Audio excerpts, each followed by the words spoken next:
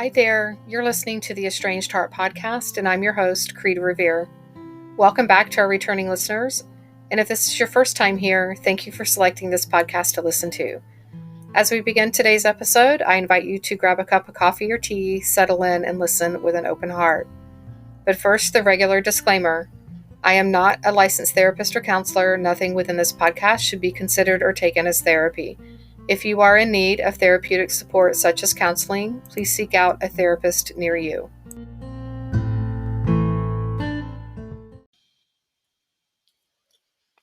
Today is National Grandparents' Day here in the U.S., Sunday, September the 10th, 2023.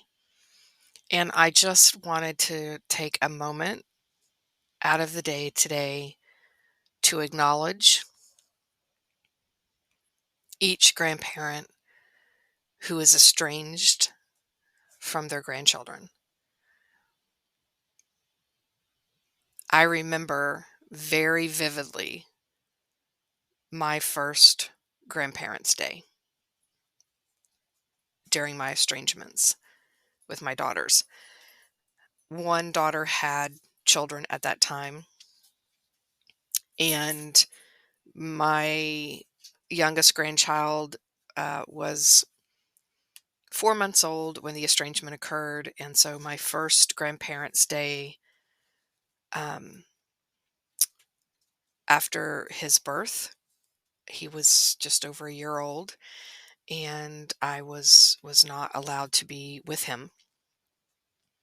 And my other grandchildren at that point in time were living out of state, and so it was a day that my heart ached. And I know that there are grandparents out there who have not even, some of them have never even met some of their grandchildren. And so I just wanted to take this moment to acknowledge that, to acknowledge your pain, to understand, to let you know that I understand the sadness and the grief that is involved with that. There are grandparents who were super close, helped to raise their grandchildren up to the estrangement, and were cut off from all contact with those grandchildren. And it's painful. It's painful. And I'm here to tell you that it's okay to have this day be a day that is sad. It's okay to feel those emotions. It's okay to be angry and grieving and all of the sordid emotions that come with that. It's completely and totally okay.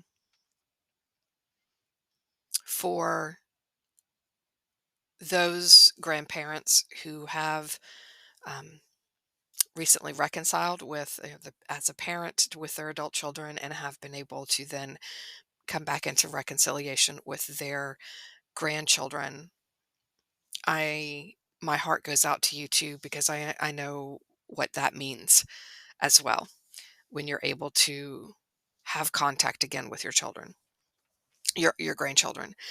So one of the things that I want to suggest, and I suggest this with my clients when it's appropriate, is one way to help maneuver through days like today, because let's just face it, today is National Grandparents' Day, and that doesn't mean that all the other days we aren't sad as well. So when you have days like today that you're sad and missing your grandchildren, I recommend having a box where you can write letters to your grandchildren, that you can buy cards and put them in this box, so that hopefully one day when you're able to reconnect with them, be that when you reconcile with your adult children or when the grandchildren become adults and they're able to seek you out on their own, you're able to give them this box that says, hey, I never forgot about you, right? Sometimes that is helpful for people to be able to, it's therapeutic to be able to write a letter to a grandchild and have those stored and saved. Another thing, if you are a writer of any kind, is to, I don't know, maybe you start a blog and you keep that blog private, but you just record your thoughts of them. Drove by the park today and I wonder, if you still like to slide down the slide at 150 miles an hour and be caught on the other end, or things like that, right? Um, I don't recommend writing letters that are bashing of the parents and talking about how unfair it is, that you are not in their life. I do recommend you sharing your love for them. I love you so much and I miss you every day. And I hope that you're smiling and laughing and have, so much joy in your life. Things along those lines. Because that's what your grandchildren will want to hear from you. And they would want to hear that if you were in contact with them. So think about those things, right? Put those things into a letter. You could start a blog. You could write those cards out and put a card in that box once a week, once a month, kind of thing, on their birthdays, special occasions, etc., as a way to continue to acknowledge them and have them remain in your life. I know they're in your memories. I know you don't forget about them. I know I never forgot about my grandchildren. Um, and at the same time, I also recognize it's painful to do that as well.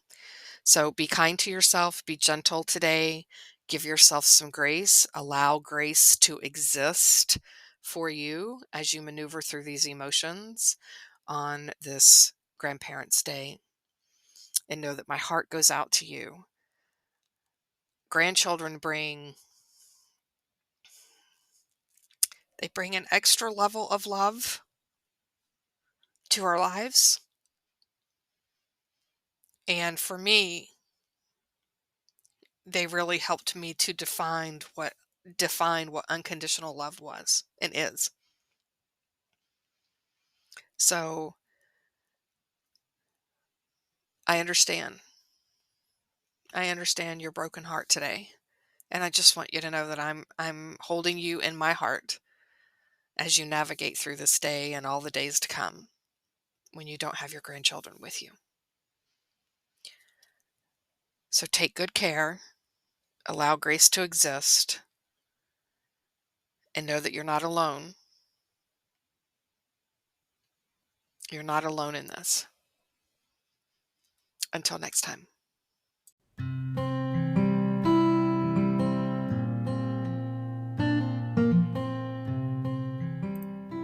This brings this episode to a close. I hope that this time together was time you feel well spent and that you are able to find some takeaway nuggets to help you on your journey, wherever you may be on your estrangement and reconciliation path.